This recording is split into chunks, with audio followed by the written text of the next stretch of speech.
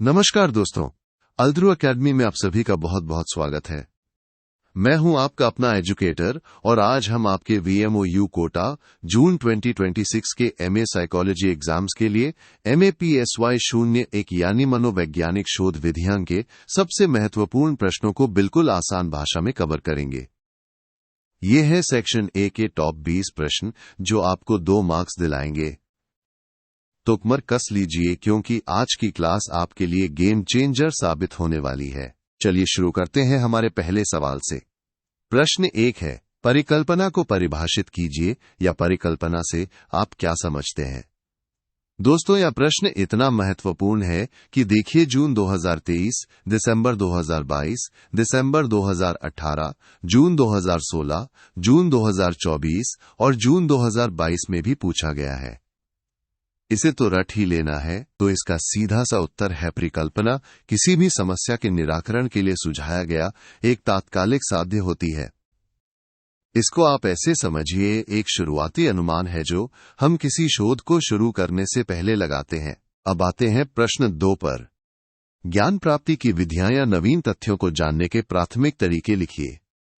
साथियों, यह भी बहुत बहुत इंपॉर्टेंट सवाल है। दिसंबर 2017, जून 2023, दिसंबर 2021, दिसंबर 2018, दिसंबर 2023 और दिसंबर 2019 में भी ये पूछा गया है। मतलब ये तो आपके एग्जाम में आ ही सकता है। ज्ञान प्राप्ति के प्राथमिक तरीके 4 मुख्य रूप से हैं। पहला है अंतर्ज्ञान यानी इंट्यूशन, दूसरा है निगमन यानी डिडक्शन, तीसरा है प्राधिकार यानी अथॉरिटी और चौथा है प्रेक्षण यानी ऑब्जर्वेशन। इन चारों तरीकों से हम नए ज्ञान को प्राप्त करते हैं। अगला प्रश्न है प्रश्न 3, व्यवहारवाद के जनक कौन थे। दोस्तों, यह सवाल भी कई बार आया है।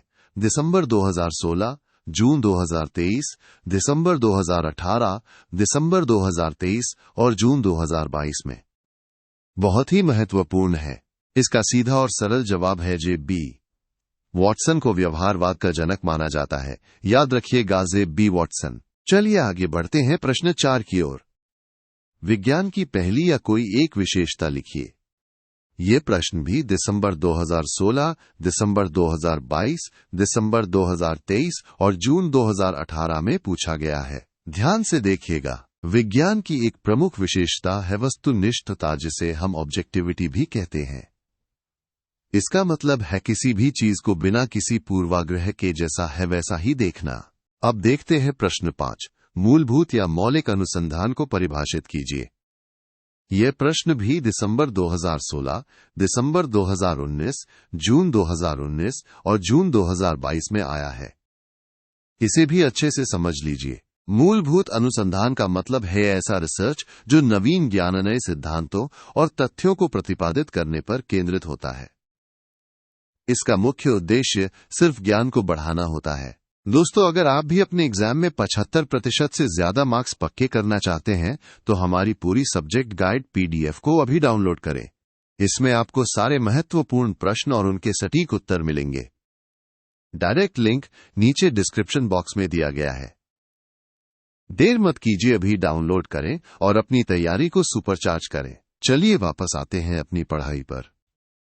प्रश्न 6 है, अमेरिकन साइकोलॉजिकल एसोसिएशन APA की स्थापना किसने की थी या इसके संस्थापक अध्यक्ष कौन थे। ये प्रश्न भी जून, दिसंबर 2020, दिसंबर 2023, जून 2018 और जून 2019 में पूछा गया है।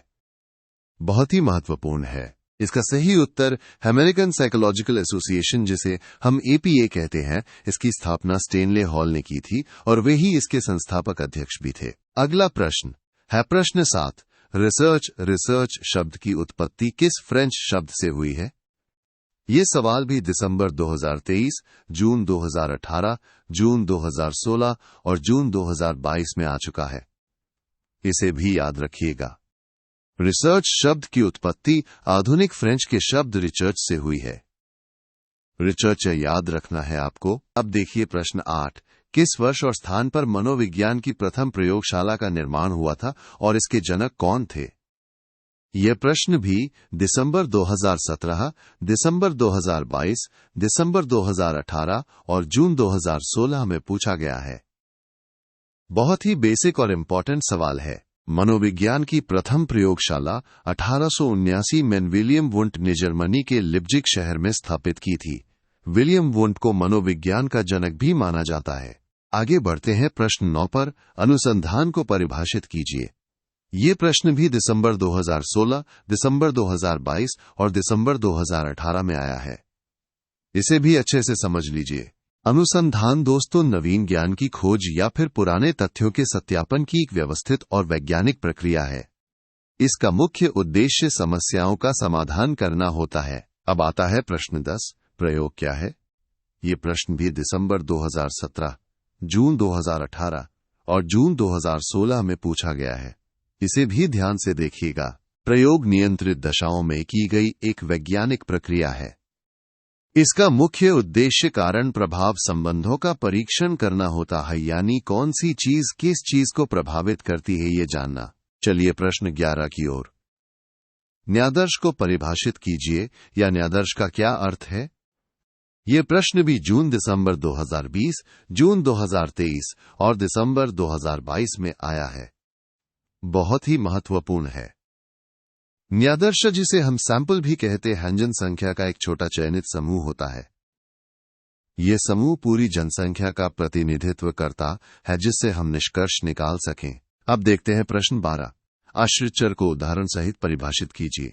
यह प्रश्न भी जून दिसंबर 2020, दिसंबर 2021 और जून 2015 में पूछा गया है। इसे भी अच्छे से समझ लीजिए। आश्रित चर वो चर होता है जिस पर स्वतंत्र चर के परिवर्तन का प्रभाव देखा जाता है। उदाहरण के लिए अगर हम बुद्धि स्तर के प्रभाव में अधिगम को देखें तो अधिगम यहां आश्रित चर है। अगला प्रश्न है प्रश्न 13। कार्योत्तर अनुसंधान को परिभाषित कीजिए या इसका क्या अर्थ है? ये प्रश्न भी दिसंबर 2016, दिसंबर 2019 और जून 2022 में आया है।